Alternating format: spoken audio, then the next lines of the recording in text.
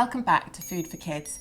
Today we are going to make a open tart. It's brilliant for taking to the park, for a picnic. You can keep it in the baking tray, bung it under the buggy and off you go. Today we are using Cottage cheese, cream, parmesan, 2 eggs, some basil and some cherry tomatoes. This is ready-made puff pastry, but it's not only ready-made, it's ready-rolled. And I would say always buy ready-rolled, because if you're going to roll it out yourself and flour the surface, get your rolling pin out, push it around, you may as well make it. Let me do that. Okay. And would you mind flouring this and then laying it on top? Not at all. So that it doesn't stick. I am just going to slice up the tomatoes. Now you don't need many, I'd say about 5, and you slice them really thinly. Okay, I'm going to roll this out. Brilliant, thank you. Actually, on the Body Talk YouTube channel, there's loads of not just good recipes, but tips for being a busy mum. Should I put the oven on? Yes, that would be great, thank you. What temperature? 200, please. So these are going to go on the top of the tart. So I'm just going to put them in a colander, and then I'm going to salt them a bit. Now I am going to put the ingredients that are going to go in the tart in a bowl and mix them up. So I've got the cottage cheese here, I've got the parmesan. I'm going to shred some basil. Now depending on how much your children like green things, you can decide how much basil to put in. But the thing about basil is it's really sweet tasting. I think most children like it if it's cut up quite small.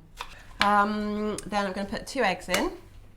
So this is kind of a quiche-y, kind of tarty kind of thing. And then I'm going to put 30 ml of single cream in, and some pepper as well, actually.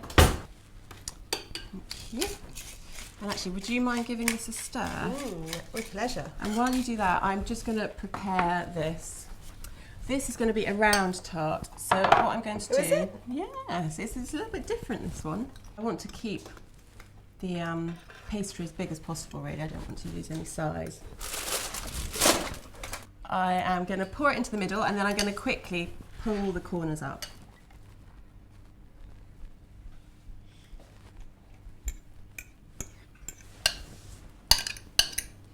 Thank you.